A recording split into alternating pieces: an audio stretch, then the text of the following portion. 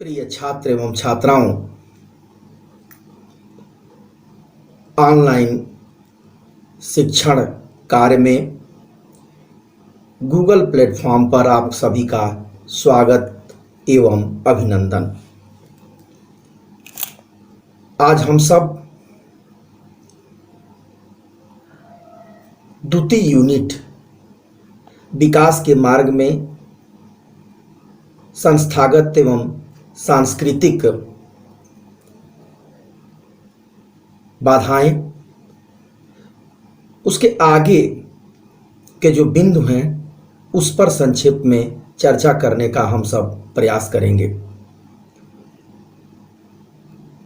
उसके सामाजिक पहलू पर पहले लेक्चर में हम लोगों ने चर्चा कर लिया था। उसी क्रम को हम आगे बढ़ाते हुए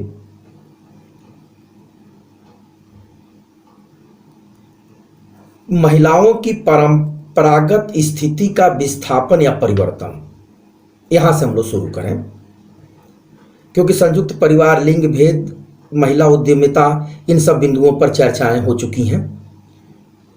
तो अब दोनों स्थितियां हैं कि परंपरागत रूप से, निश्चित रूप से परिवार में महिलाओं की स्थिति में गुणात्मक रूप से परिवर्तन की दिशा बढ़ रही है या हो रही है। उसके पीछे औद्योगिकरण एवं नगरीकरण की भूमिका का बहुत बड़ा रोल है। फिर से शिक्षा के प्रसार होने के कारण महिलाएं, उनकी साक्षरता का भी दर बढ़ रहा है। तकनीकी शिक्षा में, अध्ययन अध्यापन के क्षेत्र में और बैंकिंग सेवाओं में, साथ ही पंचायत की जो चुनावी भूमिका है उसमें भी अपनी सहभागिता, इसके कारण उनके रोल में और उनके स्टेटस में, दोनों में विस्थापन हो रहा है, उनकी स्थिति में बदलाव हो रहा है। लेकिन यह स्थिति एक बाधा के रूप में हम लोगों के बीच में रही है। दूसरी स्थिति, नवीन प्रौद्योगिकी का विकास के कारण उनमें गतिशीलता आई है। इस पर कुछ बिंदु और हम नोट्स के अंदर भी रखे हैं, उसे आप देख लेंगे तो सारी स्थिति यहाँ से स्पष्ट हो जाएगी। पारिवारिक सामाजिक संरचना का विस्थापन या परिवर्तन, तो दोनों स्वरूप यहीं पर जुड़ करके हो जा रही है। एक तो बाधा और किन किन व्यवस्थाओं के चलते इस बाधाओं में परिवर्तन हो रहा है, तो इसकी चर्चा हम लोगों ने आगे भी कर ली है, क्योंकि ये क्रम में एक विन्यास है।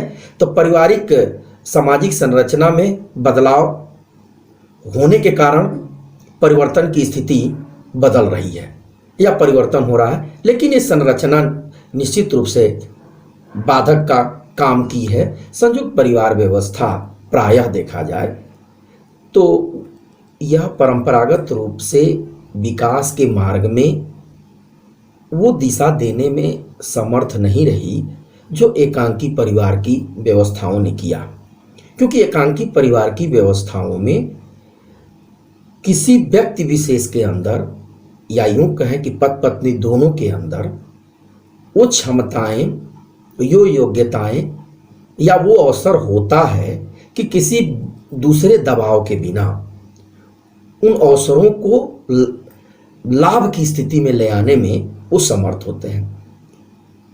लेकिन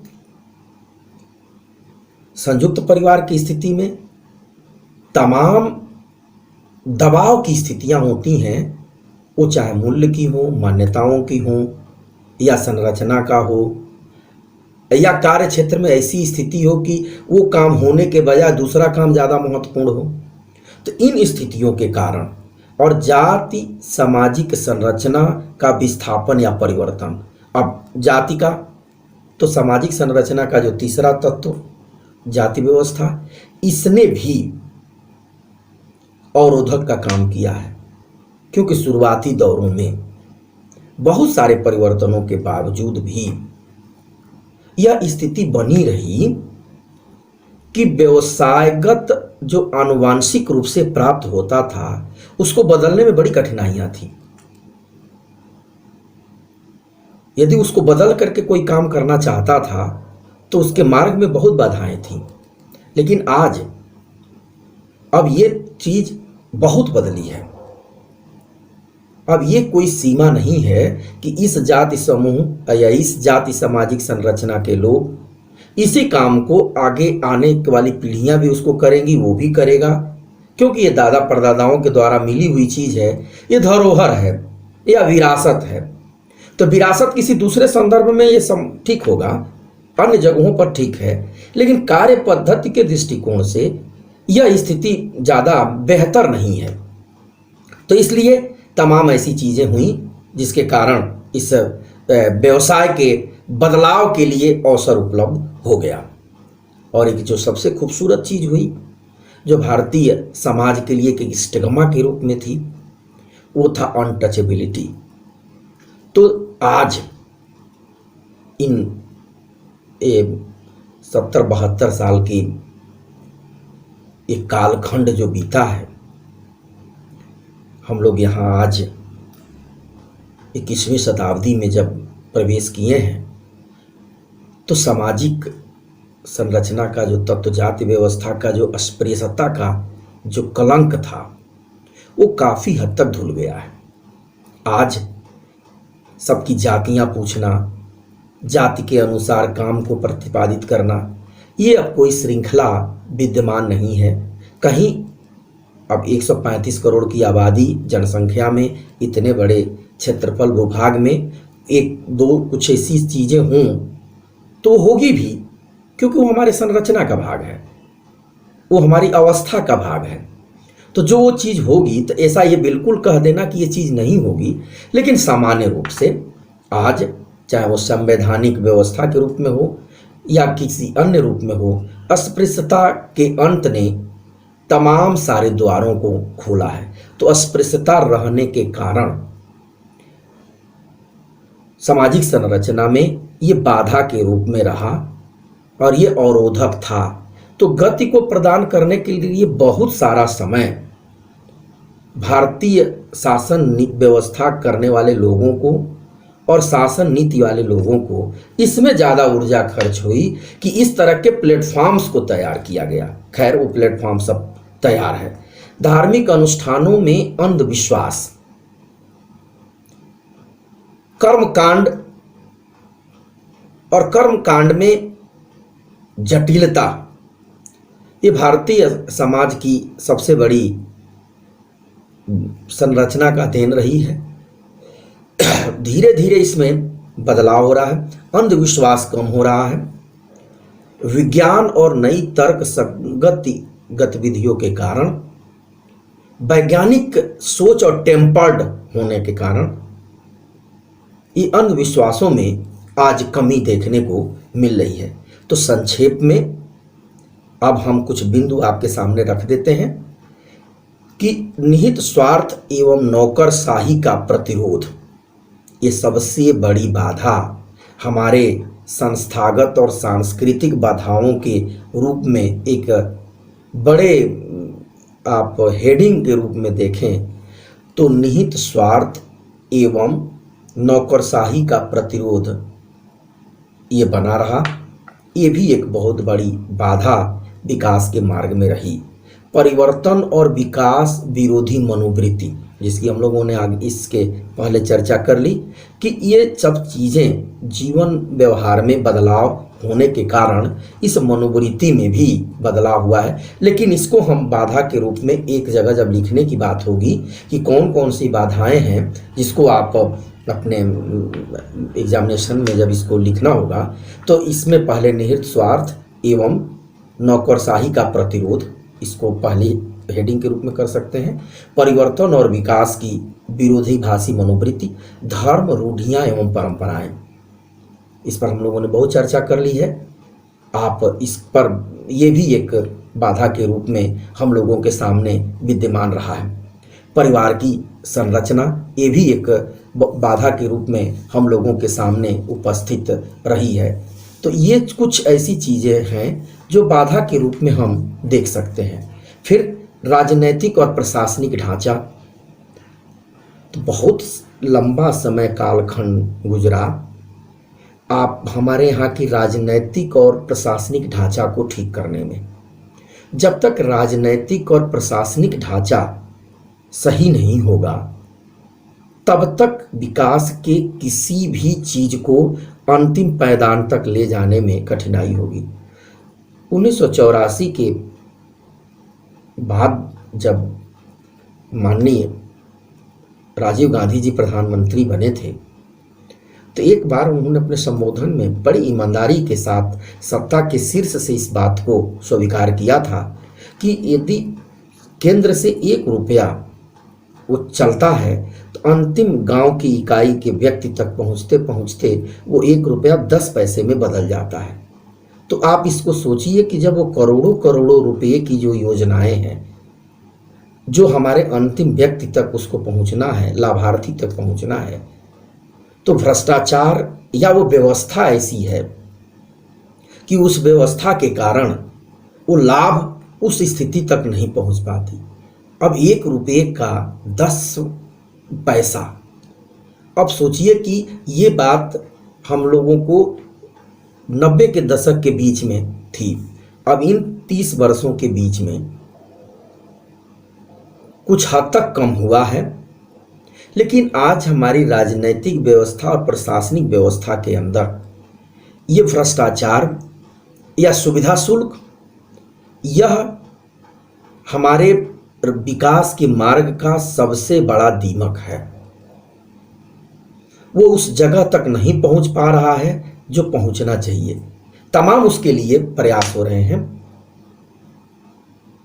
ये डिजिटलाइजेशन, सीधे बैंक से सारी चीज़ों को जोड़ना ताकि बीच के बिचौलिए को समाप्त किया जाए, और ये काम व्यापक स्तर पर हो रहा है। इसी के लिए आधार कार्ड बना, फिर से जो हमारे राशन कार्ड हैं उस राशन कार्ड को डिजिटलाइज किया गया, उसको बैंक से जोड़ दिया गया।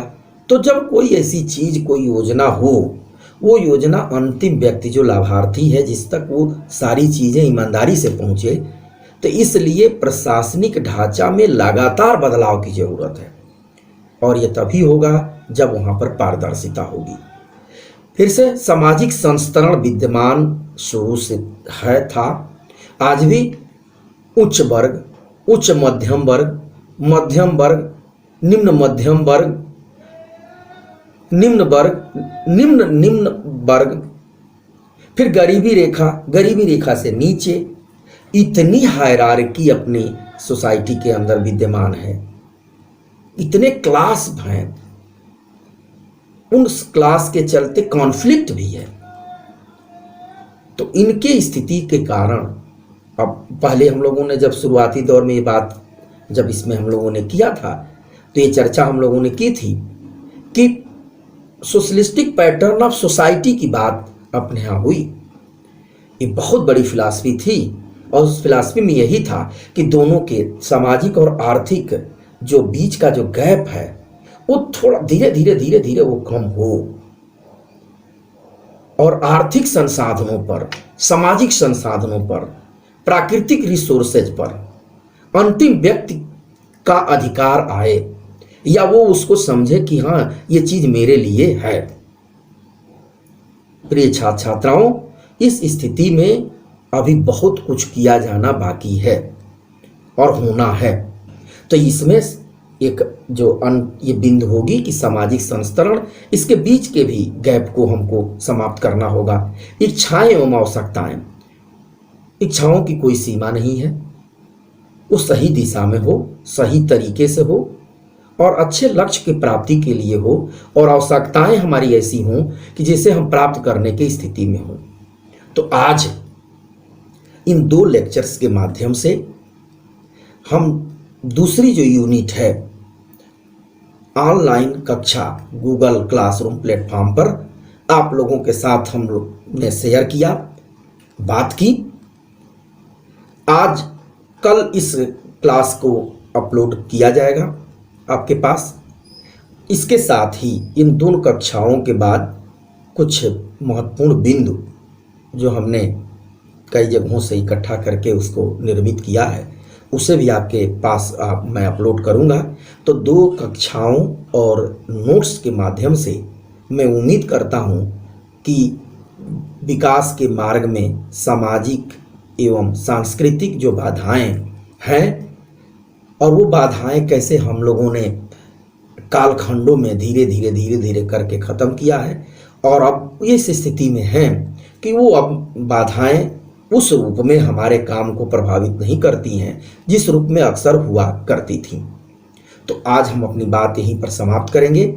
उम्मीद करता हूँ कि आप लोग घर में स्वस्थ होंगे, अपने परिवार के सभी लोगों का ध्यान रख रहे होंगे, लॉकडाउन के नियमों का अनुपालन कर रहे होंगे।